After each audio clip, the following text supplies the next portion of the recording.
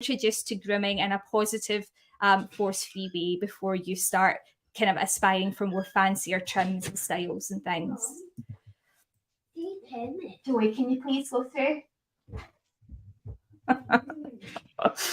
And Stephanie is also a mother of how many? 3.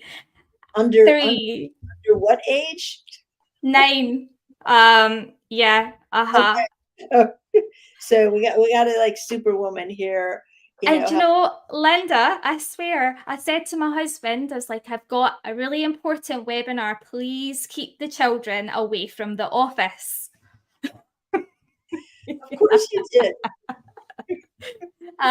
Yeah, so again, realistic expectations, be willing to pay for the process as well, because at the end of the day, groomers that are implementing these sorts of approaches are really worth their weight in gold.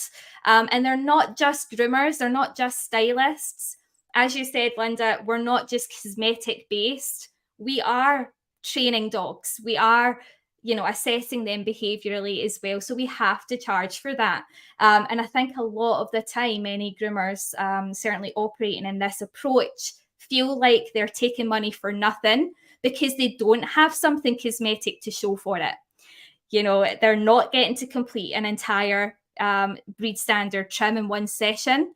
And my message to you groomers that are watching this evening is have faith in your process, and don't feel like you have to devalue yourself because you're not achieving that cosmetic finish. Because if you're following the do no harm ethos and you're following the positive training aspect of, your more gentle and holistic grooming mentality, then you are doing a lot of work in that time. And in the long run, you're going to see the results of that. So definitely a big topic as well. Realistic expectations of their groomer. And it...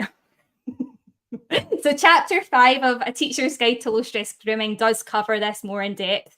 And you spoke about, Linda, the first trip to the grooming appointment or the groomers has to be kind of low stress, positive, and kind of dog centered as well. So we're not just booking a dog in straight away. We're not just expecting to start grooming a dog straight away when we've never worked at building any trust prior to that as well. So we have to make sure that we're implementing what I call certainly the meet and treat sessions, where you're literally having a dog brought into your environment. It's an opportunity to see the environment without any official demands of grooming. So you're not physically grooming the dog at all. It's an opportunity to ask the groomer, if you are a pet parent, any questions that you have regarding their approach, regarding how their dog is housed. It's an opportunity for the groomer as well to decide whether or not this dog is, ideal for their environment and their expertise. It's an opportunity to also introduce some sensory activities to the grooming environment to make that positive. So again, you can set up the likes of ACE-free work in the environment to make sure that the dog has a range of different sensory activities to take part in while they're in your environment. And it's building up that positive association with your space from the very beginning. So first impressions are crucial. And again, I always use these first sessions to devise a basic care plan. So while the dog is carrying out the ACE-free work session, I'm using that as an opportunity to assess that dog. I'm looking for how confident the dog is at approaching new objects. I'm looking at how the dog responds to different treats that are maybe laid out on the floor. And these are all things that I can then use when working with the dog and building up their resilience and confidence in the grooming space as well. So it's a good way to get an idea of how to approach each dog as an individual. And it's also the opportunity for the dog to consent for the very first time with their groomer. So rather than a groomer instantly trying to make physical contact with a dog, you're giving the dog the chance to decide whether he wants to initiate contact with you. And it's just giving them that first opportunity to consent to something. which is going to cement the first kind of step of trust that you can then build on going forward as well, if that makes sense. Now, if it doesn't, just pop it in the comments and I'll come back to it later. But we'll move on for now, and I'll let you have a go now, Linda. Okay. So actually, Roman has something important to share with us. So let's get him off mute, and Hold on. I'm looking forward to hearing this. Right, 2 wee seconds. How did I do it? That's just ridiculous, isn't it? Right, wait a wee minute. Right, there you go. Good. Hi there.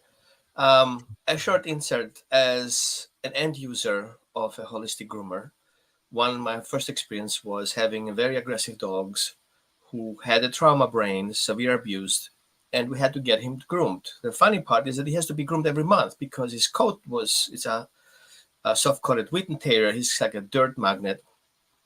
And so I remember my first session with a holistic groomer was basically 4 hours. We were just hanging out. He was used to the couch. He could run the whole thing. This person took the whole day off for that dog to accustom it with it, right? Getting used to the sounds, getting used to the vacuum, to the air dryer, to the washer, to the whole room. And he was full of treats. He had his favorite pillow. I have pictures of that. The next session was 3 hours. Next session, we also clipped the nails, and I also did proactive work, cooperative care before that. The third session was 1.5 hours, and I left him alone. I picked him up later. I think it's very important to see how much work a holistic groomer has to do to make the dog feel comfortable in being invaded in his personal space, and eventually things that happened in the past being healed through that process. It's just that grooming, putting shampoo and clipping nails is a healing process. That's it. Bye. Isn't that just amazing? Yeah. Well, thank you for that, Roman. And yeah, just as we were talking about before, that the payoff comes after a while. Put in the work on the front end, and it's almost miraculous what can be accomplished with desensitization and counter conditioning if you do not cut corners. So actually I was very surprised about what goes on behind closed doors in conventional grooming, and I don't think most pet parents know. They drop off the dog, unlike Roman. Often, I want to second, mobile groomers that can really eliminate a lot of the difficulties that a sensitive dog may face in a salon. And so I just wanted to mention, about the nooses and some of the other equipment used, that some of the obvious harm that people can identify with are the medical injuries from putting something around the throat. And sometimes dogs, well, the noose is there to keep the dog from jumping off the table. The dog may try to jump off the table, so, I have seen dogs hanging off tables. So, of course, there's possible cervical spinal injury. And this, along with, if a groomer, I don't even know, Stephanie, if a conventional groomer might leave a prong collar on a dog when grooming, choke collar, like who knows? Yeah. I think it's all, every individual has a different way of doing things, don't they? Yeah. So, this pressure around the neck it causes brain damage. I mean, we know that with humans. Oh, if you choke someone and you cut off oxygen to the brain, it causes brain damage. Well, yes, it can. The thyroid gland sits right here. You can start having thyroid problems, esophageal harm, tracheal harm. That is what we hear most about. Burst capillaries in the eyeballs, and also foreleg nerve damage. So I just wanted to mention that because these are serious concerns, and pet parents really need to attend to what's going on at the groomer. I think think the important thing to remember is there's alternative ways of handling dogs that don't require neck nooses anyway. But that you'll be frightened of this, Linda, but we are never taught about this, the physiological aspect of the nerves behind, the fur of the neck. We don't know anything about that in our training. So that's not covered in conventional grooming curriculum at all. If it was, then I dare say we probably wouldn't have neck nooses today. So that's it's scary. And on this same page, when we talk about air, and air was not originally on the hierarchy of dog needs because I thought it was a no-brainer until people from there's a well-known film called Pedigree Dogs Exposed by Jemima Harrison, and some people from her group came to me and said, you need to include air on the hierarchy of dog needs because look at our brachycephalic breeds. And I started frequenting that group, and I was like, oh my gosh, I learned a lot. So not only do we want to evaluate the air quality in the grooming salon, that not using a noose is so important because in our brachycephalic breeds, their ability to breathe shortens with a dog's muzzle length, and they can collapse and die. And so this is a very, very painful condition in dogs. A research survey was done, and most pet parents do not understand about the anatomy of the skull and what happens with the breathing apparatus in these dogs physiologically. So I just have a pictured a dog here with closed nares. You can, in fact, if the audience would just hold your nose like half closed for 5 seconds, and can you imagine living like that? It is awful. So we do not want to add more stress to an already difficult physical situation for these dogs. Yeah. Because of fashion standards. Yeah. And also bearing in mind that the environment in a professional grooming environment, it's very humid. So the air quality within our environment is so much worse than even outside. So you've got that as well to think about. And dental care. Oh my gosh. That you were already talking about health benefits of taking your dog to a good groomer, a dental groomer. So often pet parents overlook dental care, and it's incongruent that we as humans are so cognizant of our dental needs, Mm-hmm. and oh my God, it's like obsessive with the teeth, but often this is ignored in our dogs. Dental pain is serious pain, and the bacteria that can grow in the mouth with toxins that then go directly into the bloodstream and can damage internal organs. It's important that we take care of our dog's teeth, and that hopefully you may have a groomer that's going to take a look at your dog's teeth and may see something for you, because untreated dental disease is very painful for our dogs. Okay. All right, so some basic tips for dental care then on that topic. If we're wanting to brush your dog's teeth as well, the best way to do it is having a damp cloth or a soft bristle toothbrush. It doesn't have to be hard either. It's just something to lightly get to the surface of the teeth. And then carefully brushing that using a natural dog-friendly toothpaste every single day. So rather than just waiting once a week, I would get into the habit of doing it every day just to keep on top of it and to keep them used to it as well. And you can, again, implement the use of positive training and desensitization in order to build up your dog's resilience to having his teeth brushed as well. And as mentioned, it should be introduced as early as possible. Should really be from puppy stage as well. And also considering the likes of their diet as well, making sure that you know what to feed your dogs to try and reduce plaque buildup. And if you have got access to a canine nutritionist, then definitely get in touch with them to see as well what they would recommend when it comes to the likes of dental care as well, because the diet is significant to that as well. There is something available on the market these days, which many groomers are now offering, and it's called the Ultrasound EmiPet Teeth Cleaner. Again, it can be used as an additional service to remove surface plaque.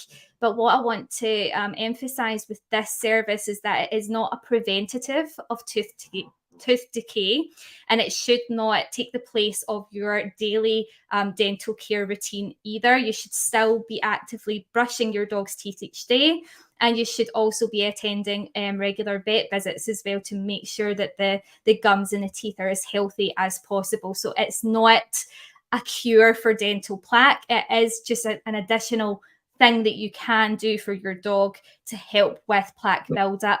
But I think, Linda, a lot of the time, many pet parents, they wait until professionals do it for them, and then they don't do anything at home. And it's just, again, having that mutual understanding that things like this is a cooperative and joint effort in order to keep the things like tooth decay at bay as well. So that's really important. And again, when you're talking about teeth care, we're also looking at gum health as well. So having an eye for signs of ill health when it comes to the gums, looking out for things like pale gums. If your dog has like really bad breath, which isn't really that normal, if it's a different sort of smell, again, I would be looking at a vet visit for that. Discoloration of the teeth, ulcers and open wounds, and also bleeding or inflamed gums as well. All signs of something sinister or something that needs managed, in which case I would definitely consult your registered vet. Can you hear the dogs playing in the background? Short sedation for teeth cleaning. And again, I think it's just, you know what, Roman, I think it depends on the dog as well. If they're fit enough for sedation, then certainly that's something that you're going to have to look at doing if it is really, really bad. But again, if we are kind of trying to look at the holistic approach to what can I do to try and reduce the amount of tooth decay, plaque buildup, then we're trying to reduce the likelihood of ever needing to go to the vets for a sedated, tooth cleaning service. Again, probably the older the dog gets, the more likely that's going to happen. But again, it's health dependent as well. Several different factors to consider, but it is a joint effort. If you're interested in making your own natural toothpaste, I absolutely love this. So again, Dr. Karen Becker, a fantastic holistic vet. You've probably seen her everywhere on social media. She has this amazing toothpaste recipe, in her book Forever Dog, which you can then make up yourself at home. And I far prefer that because I know exactly what's going into it. Rather than just trusting what's on a label as well. So if you are interested, that's the toothpaste recipe right there. And again, she recommends just wrapping your finger around a fabric gaze and then just placing some paste on it to then rub gently on the teeth each day after your dog's last meal, so before bedtime. And that's what she recommends, and she's a vet. So there you go. Well, yeah, you just you mentioned nutrition, so let me just say that nutrition is the first chapter, the very first chapter in my book, because it's that important, proper nutrition. And also the whole first chapter is available free on Amazon, and the look inside. You can read the whole thing right there for free. So let's talk about safety. This is about physical safety right here. And so, grooming facilities, they can puppy proof the whole grooming facility.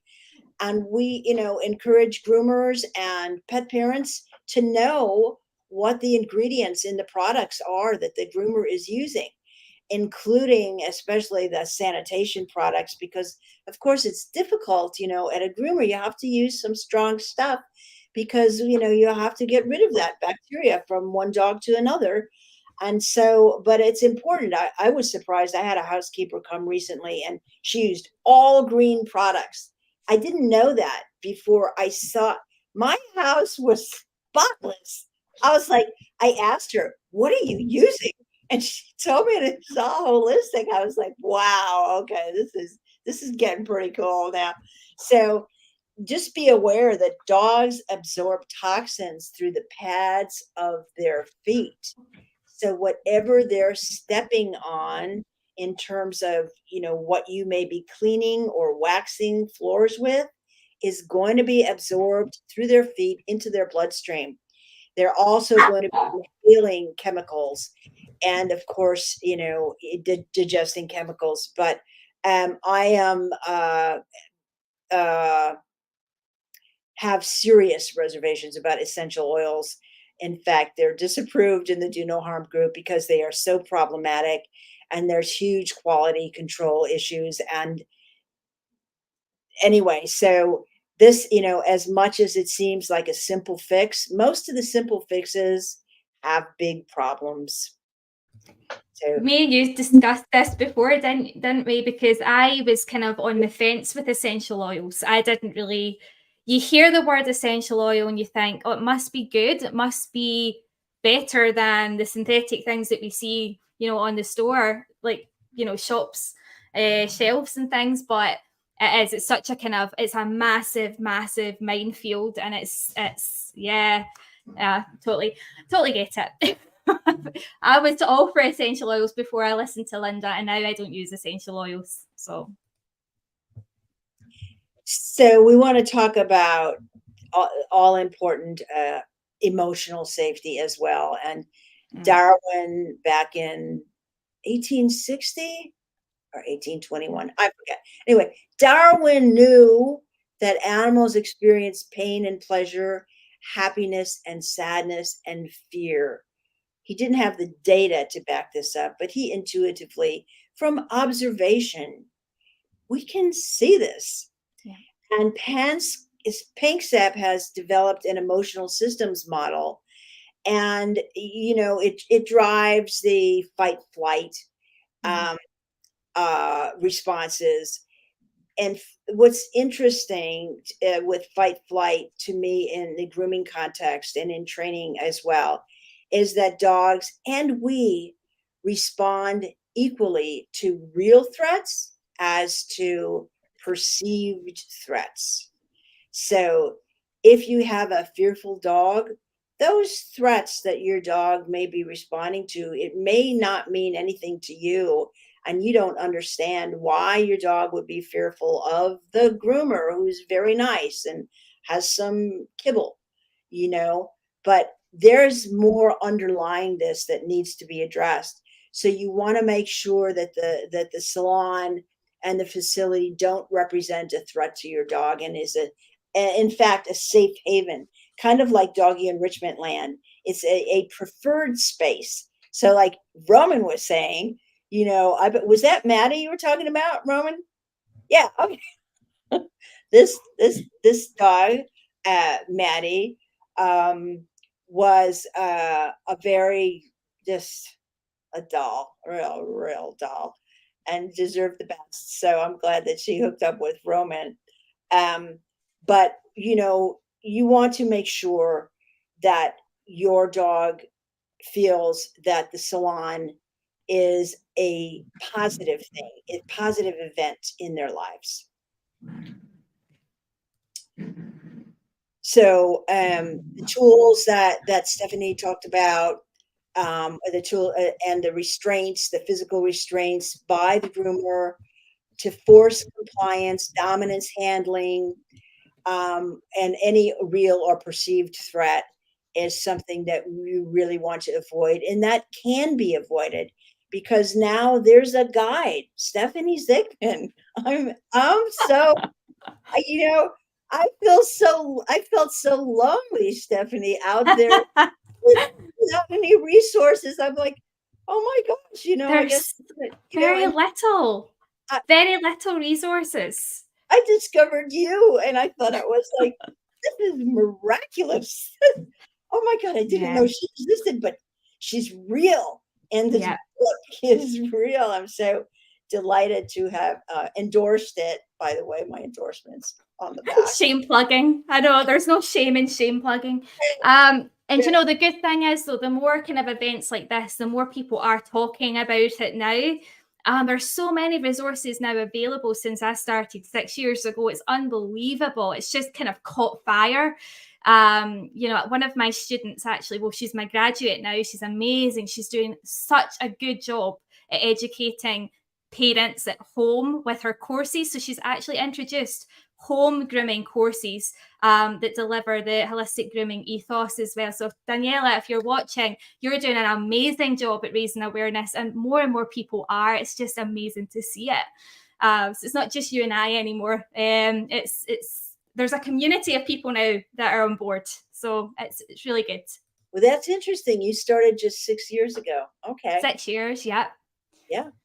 Okay. All right. So as Linda was talking about, there is an element of risk when it comes to conventional grooming equipment. And I'm going to be very careful on how I say it, because I am aware that some people that are watching this might still be using some of these restraints. And this isn't about trying to discredit or trying to shame anybody at all. This is all for educational purposes.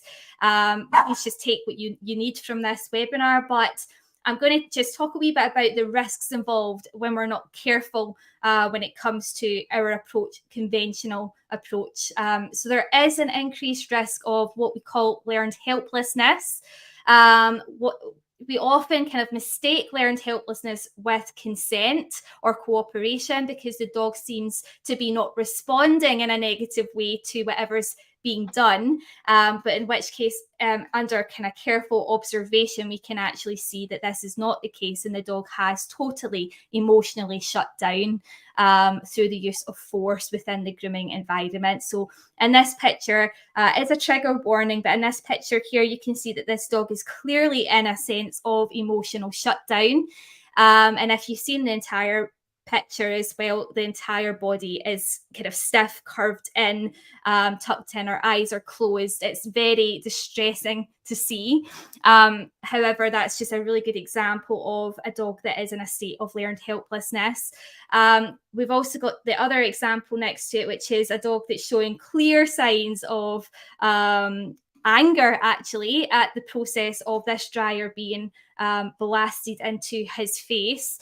And if you can see very, very carefully at the back here, this green thing here is actually a neck noose. So the dog is attached to a neck noose. The table's elevated high in the air. The table itself is backed into the wall, so there's no escape route. And the dryer is basically kind of blocking that dog into the table. This is also a pug mix. So again, a brachycephalic breed. So will have those kind of breathing difficulties that Linda talked about. So again, really just not suitable for a neck noose. And again, this is just an escalation of behavior.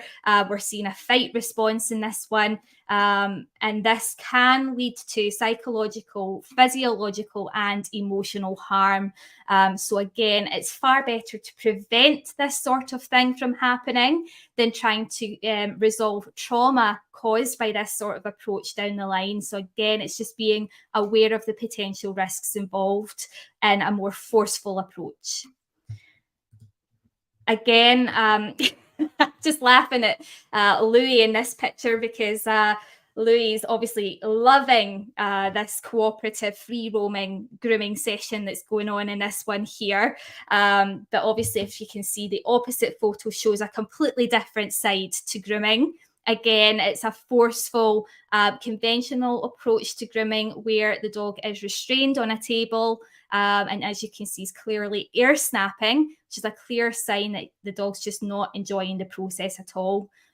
So again, I'm just showing you these examples to give you, a comparative to kind of go against. So your first photo here, neck noose on a high table, the groomer's using force. And then the second one is free roaming and the dog's consenting to it. As you can see, he's got the freedom to move away if he wants to, but he's chosen to roll over and he's absolutely enjoying life. This is Linda, this is King Louis, my dog that passed away a couple of weeks ago.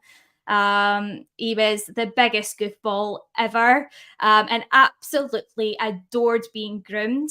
And I think I should also mention here, because it is relevant, that when it comes to grooming, a lot of the time, any groomers kind of hear a breed and they can stereotype based on the breed as well. So, for example, King Louis here is a Tibetan Mastiff. Now, if you were to look a Tibetan Mastiff up on Google, you would probably see quite worrying headlines. You would probably see, the most aggressive dog in the world or whatever it is. Now, Louis couldn't have been as placid. He was the biggest goofball ever. So again, it's been mindful of the fact that we shouldn't ever stereotype dogs. And it doesn't matter what breed they are. We have to be very careful with the labels that we put on dogs as well. I mean, I've known groomers that just instantly put on muzzles to every staffy or pit bull or whatever it is they get through the doors, just because of their breeds. And you think, it's just so wrong. It's so wrong. So again, just stepping away from stereotypes as well is a big thing.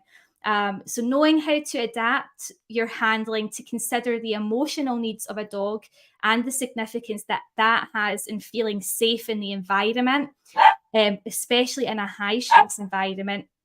Honey, she's talking, will prevent an escalation of stress, thus reducing the risk of dog bites and increasing trust as well. So definitely consent versus force. Again, another example. So as you can see here, neck restraint, the dog's back's in a corner. You can see by the body language, this dog's not comfortable, averting his gaze, his ears are pinned back, his tail's tucked in, his body's slightly curved round. There's a lot of tension as well. And I don't know why the person's using the chain things. I don't know. I mean, that's scary in itself, isn't it?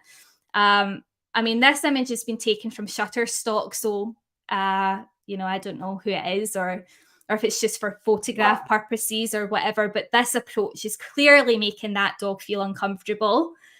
But the do no harm in the holistic approach would be to offer that dog the freedom and the free roam to move around the space and really just choose when they want to take part in grooming.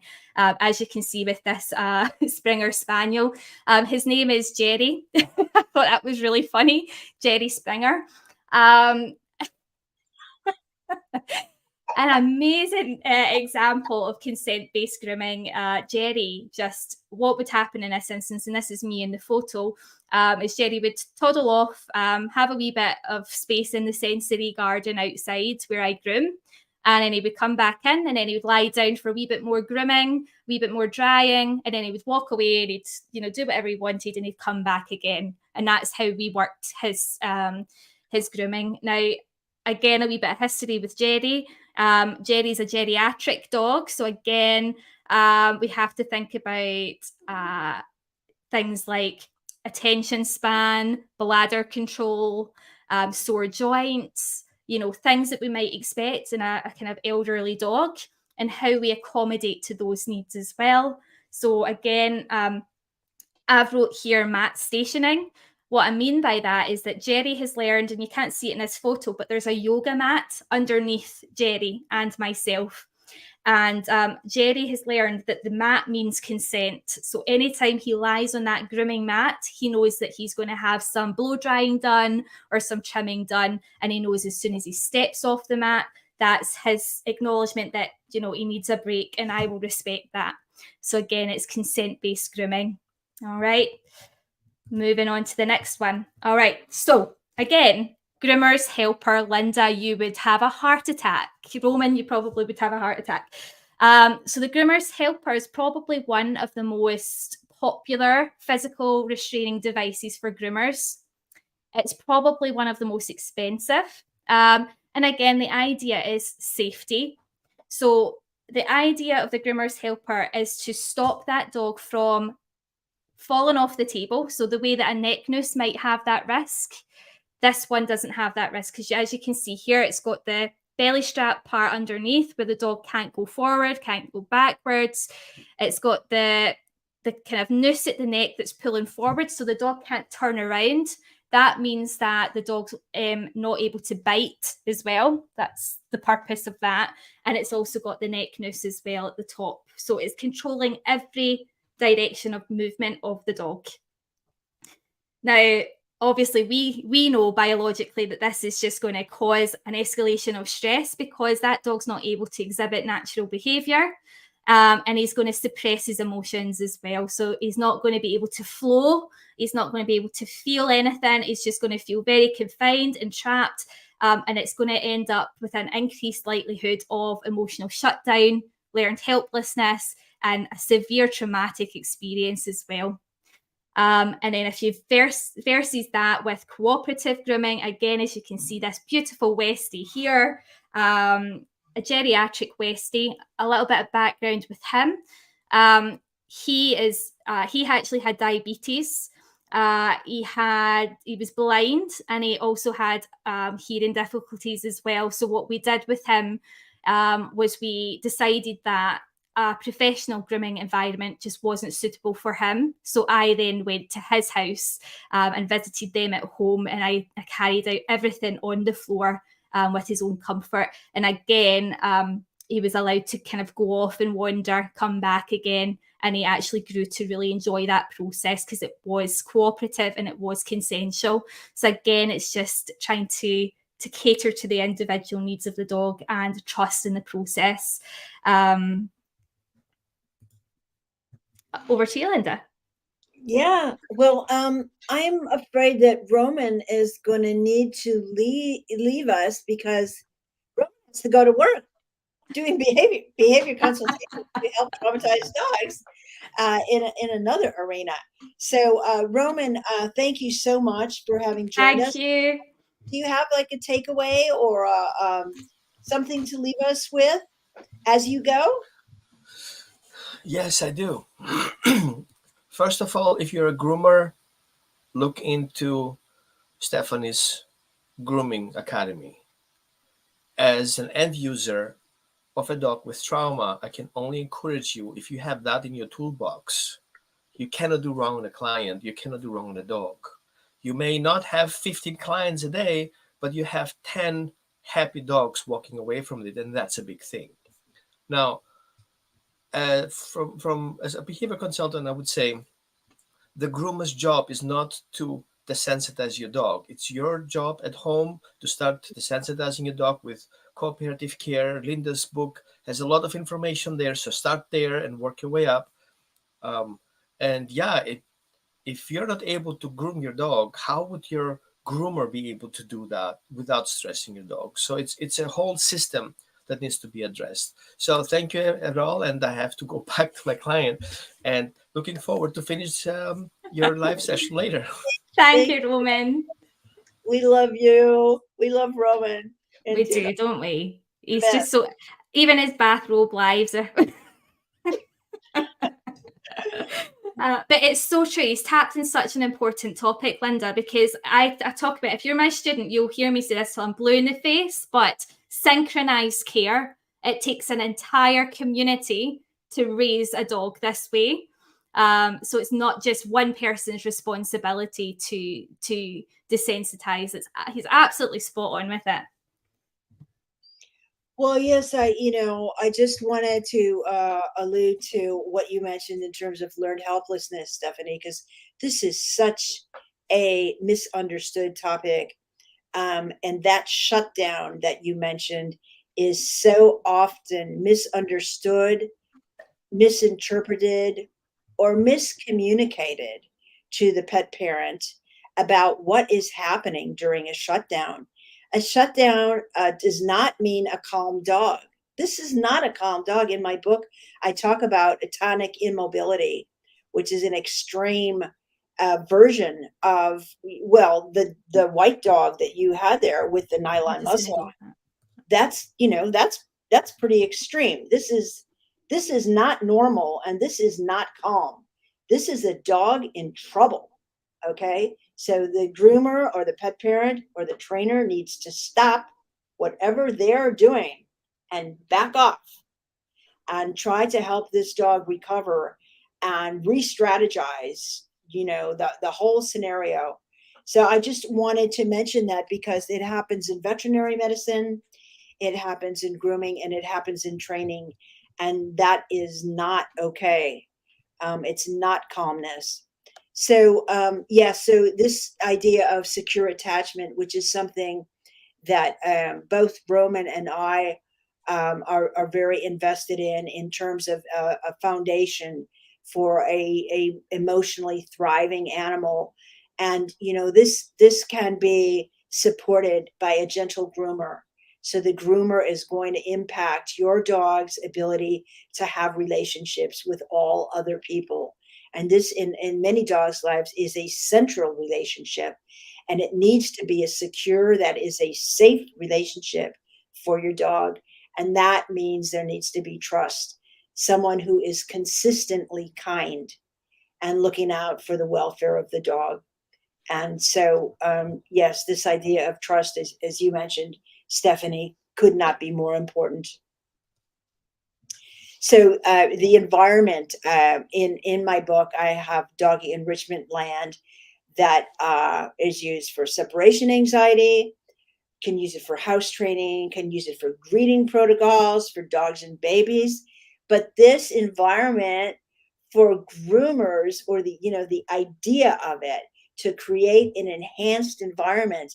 And Stephanie, I just got a chance to look at your slides. Yeah, this is just, this is what you're doing.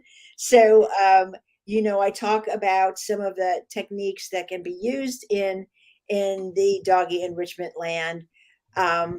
So to make this really a preferred space for your dog, or at least to seriously decrease the fear.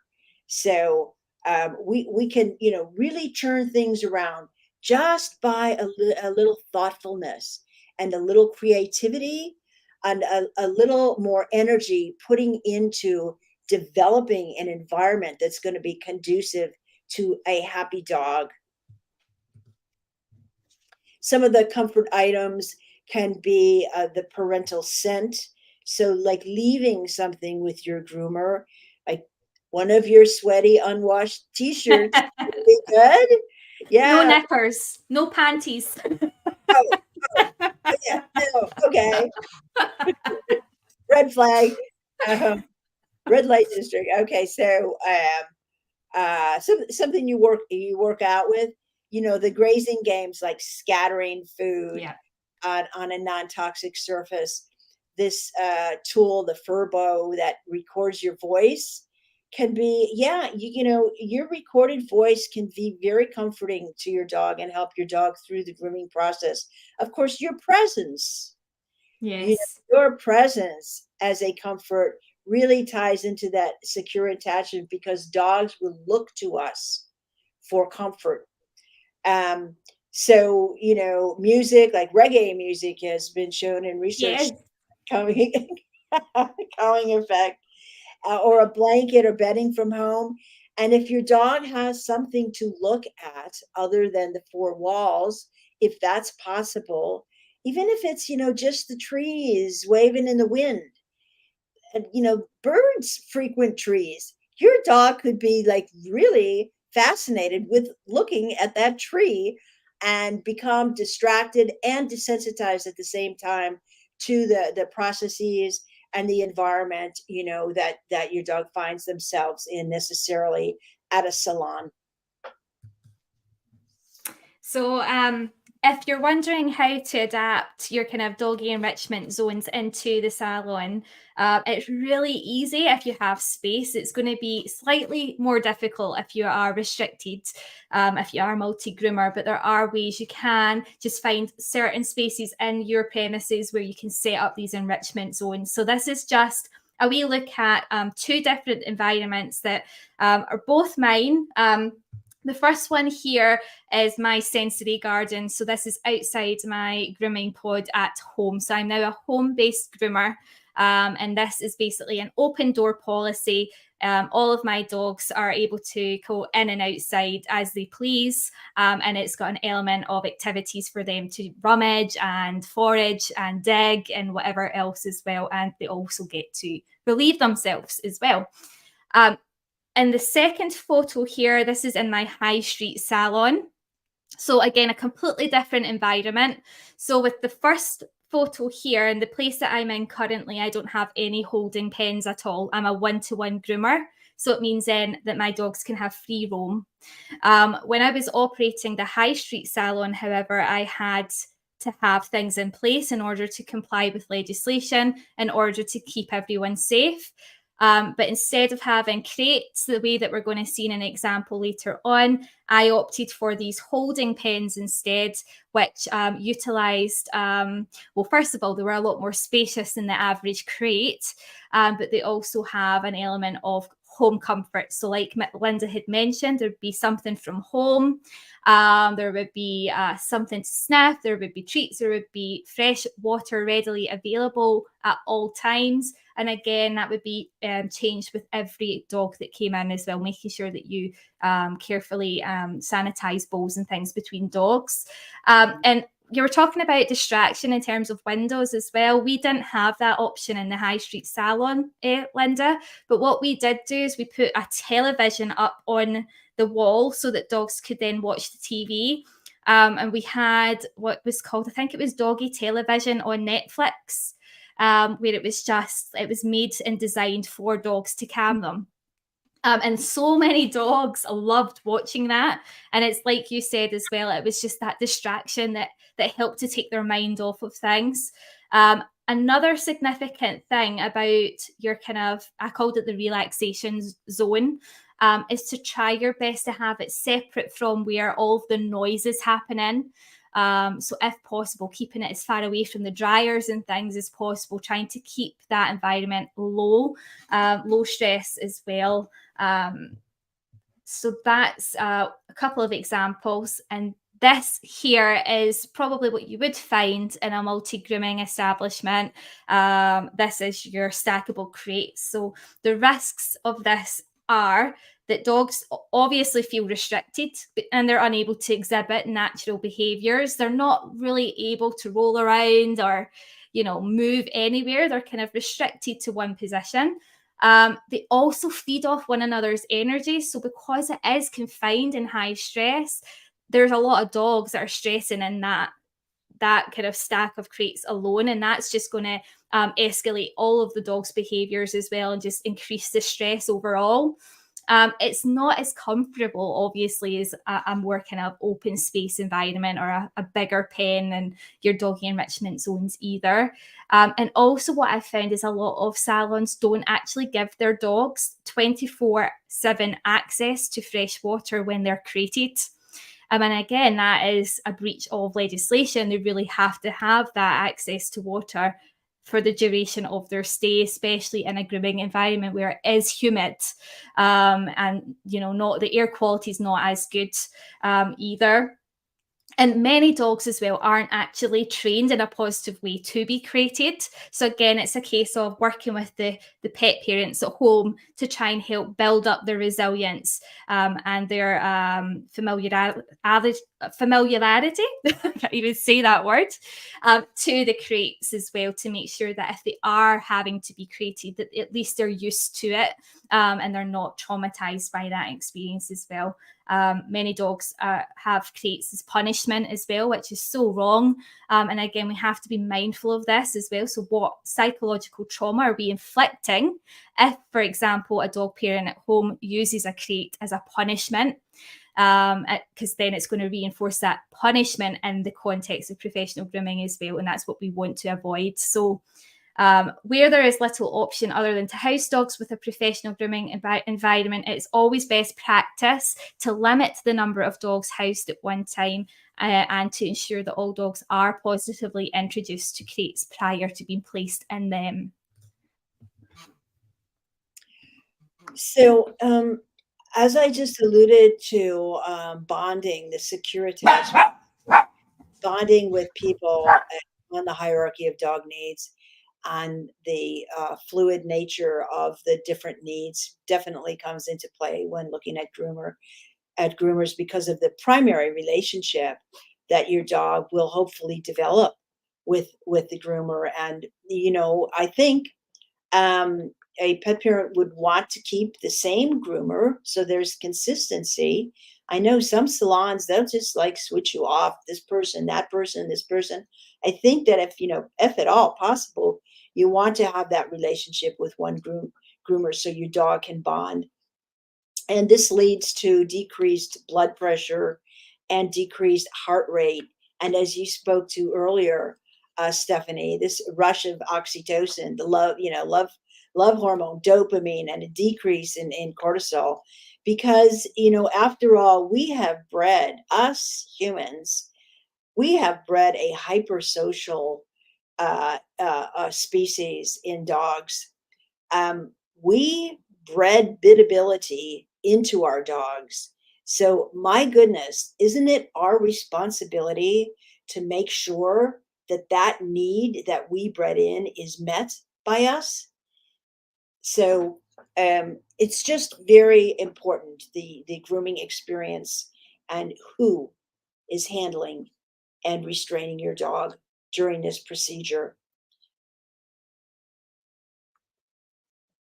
I'm talking without the mic on. I think it's also important to be open-minded as groomers to welcoming in the pet parent as well into the salon. Like you're talking about as well, having someone there that dog is emotionally bonded to. And the first few sessions, at least anyway, can really help make that environment a lot less stressful as well.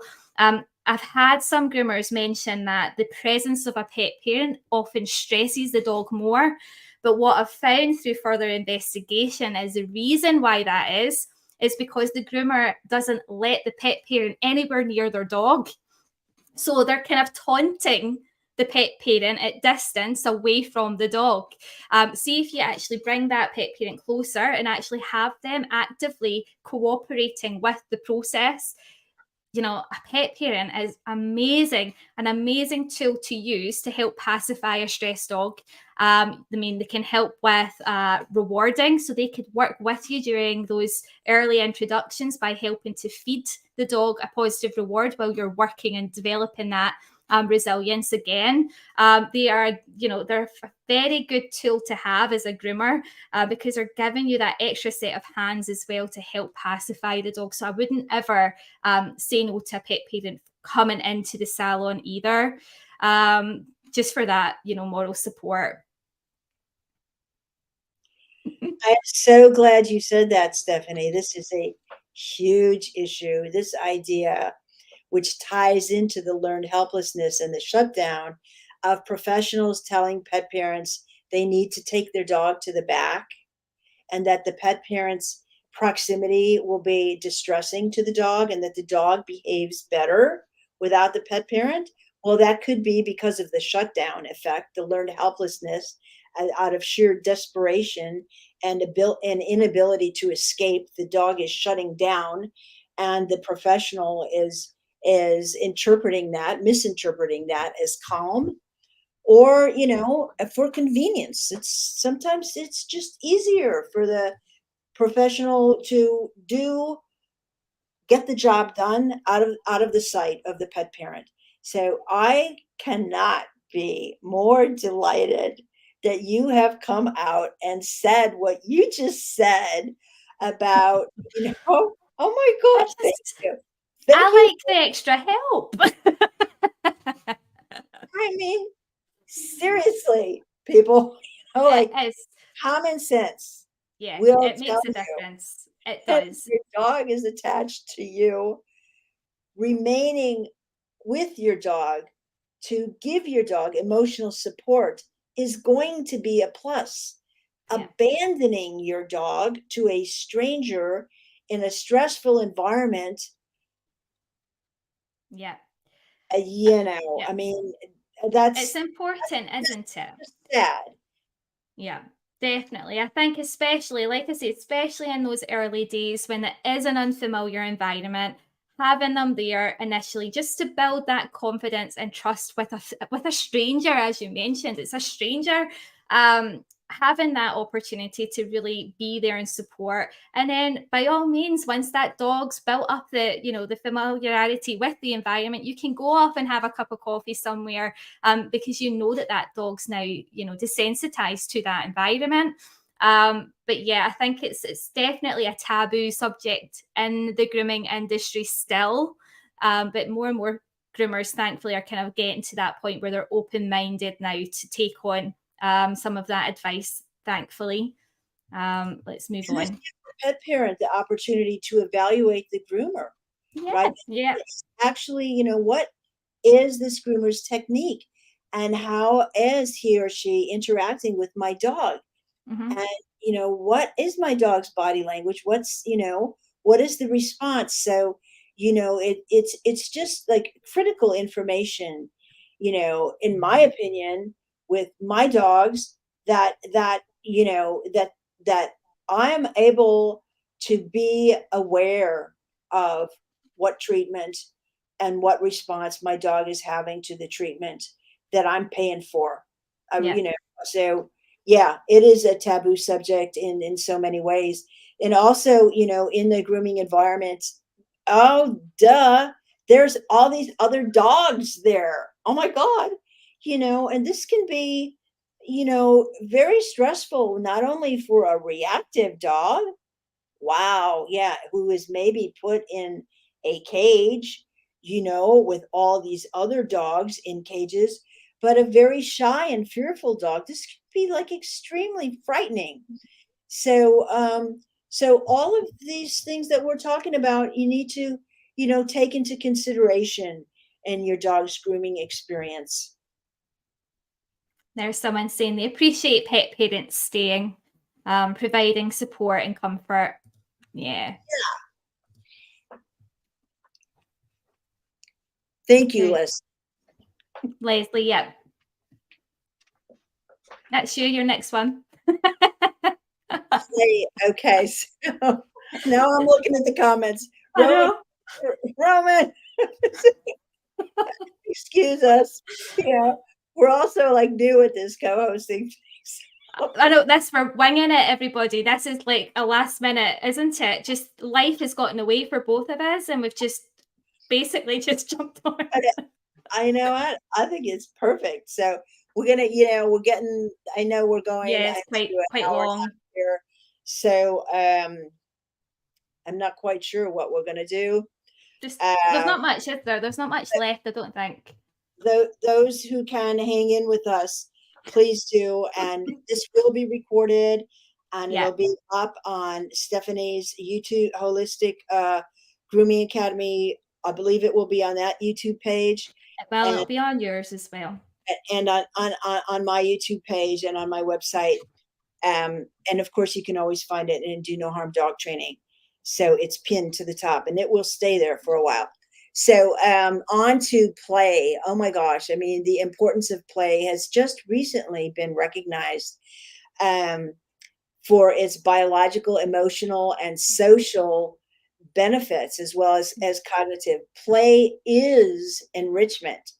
So it's also one of the fastest ways to bond with a dog. I've heard that, some dogs that have been raised with children, they really, really, really, really like the children. That's because the children play with the dog. Uh-huh. And I was like, right. Children play with a dog. That's why the dog is like, follows them around. It's not just that they used to drop food off of the high chair. Yeah. They play with the dog. Yeah. So, okay. And on that topic, there's actually a really, really good study when it comes to playing. So, did you know that a study has shown that dogs learn and remember up to 40 times faster when training sessions end with playtime compared to dogs who were encouraged to rest after a training session? So research has actually proven that experiences that result in emotional arousal are remembered with greater detail. So again, if you're implementing that into, for example, the grooming environment, having the dog, release some of that pent up energy with a game of, I don't know, fetch or whatever, as long as the surface is safe enough for them to play, then really encouraging playtime, not only to bond with the dog, but also to reinforce all of the learning, the positive learning that you have, worked at during that grooming session as well. So consent is a very popular topic now in the Do No Harm training group and elsewhere in progressive educational forums. And this really comes from the concept in psychology of locus of control, which we understand well as humans, that the impact that having a degree of control over the outcome of events is so important to us. If we do not have a degree of control over the outcome of events, this creates a very stressful physiological response as well as emotional distress. So this idea of allowing dogs consent now, giving them a choice, is the opposite of learned helplessness. So we want to be able, in the grooming environment, to provide some environmental and situational control. And the free grooming that you mentioned, Stephanie, where free roam grooming, excuse me, oh my gosh, okay, that's in my dictionary now. Free roam grooming, that's what it is. It's free roam grooming.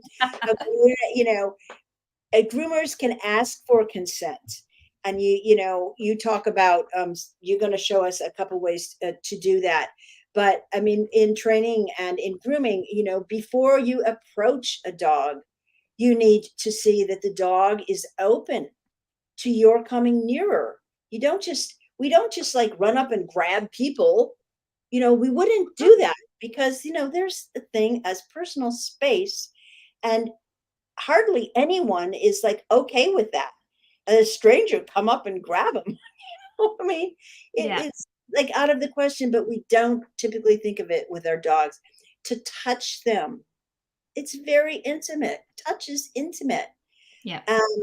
And can lead to harm. So it's critically important that we do it very carefully and thoughtfully in each new husbandry activity, and also being prepared to accept no for an answer.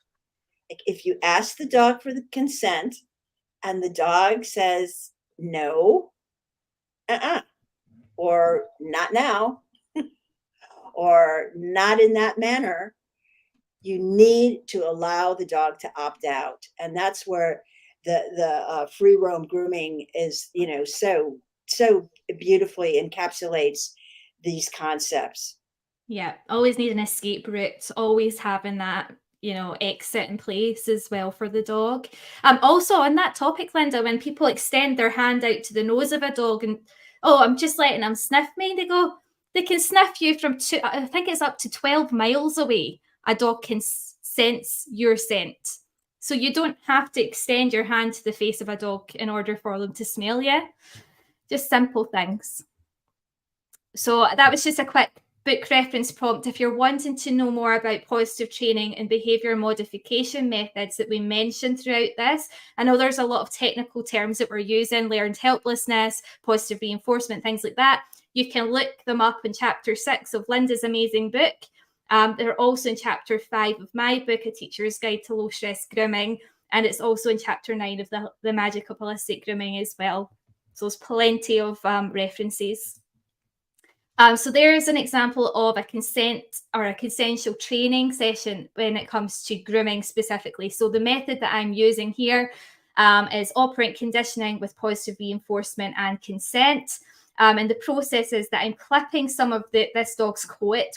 I'm stopping to praise I'm rewarding her instantly as well. And then I'm assessing whether or not she wants to resume with the clipping. Now, if she stays where she is on the mat, this is part of your mat protocol. If she stays on the mat, then she's consenting to more grooming. If she chooses to leave the mat, then that's me getting told I have to give her time, I have to give her a break, and then she is free to come back onto that mat and we do the process again. So that's consent-based grooming. Here's an example to compare. So quite often a groomer is told to chin hold a dog in order to trim around the face.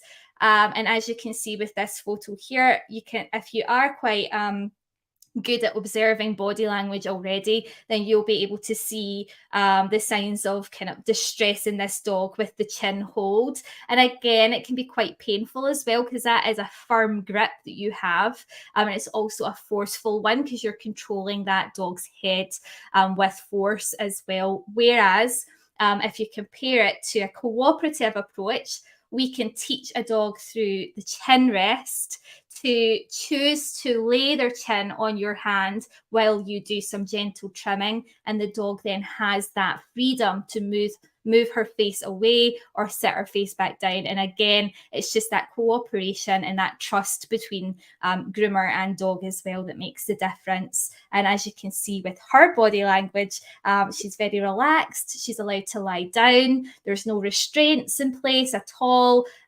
Also, the table's really low down as well, so she can step off of that table anytime. And she's also got a really thick yoga mat for comfort on the table. So there's all sorts of things going on in the background. This is Lexi. She's a geriatric Lhasa Apso. Chin rest. There you go. Well, that is just so wonderful. And yeah, I've seen that grabbing the hair of the face. Oh my gosh. Okay. Yep. So chin rest. Chin Thank you rest. for that.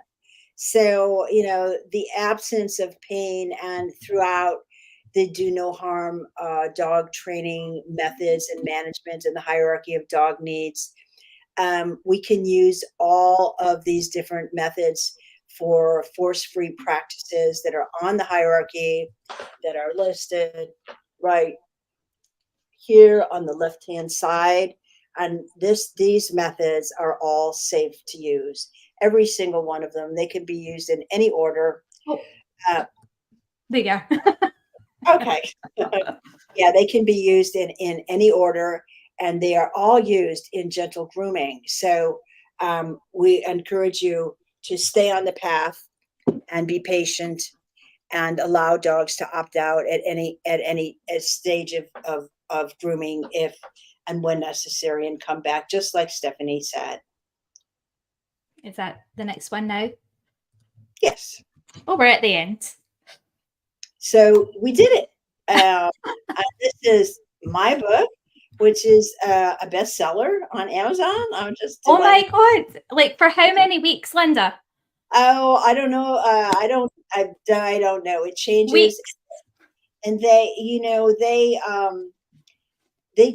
change. They update every hour. Yeah. Yeah. I've learned all these things about publishing that I could share. I could do. We could definitely do a presentation on publishing, Stephanie. Oh my goodness.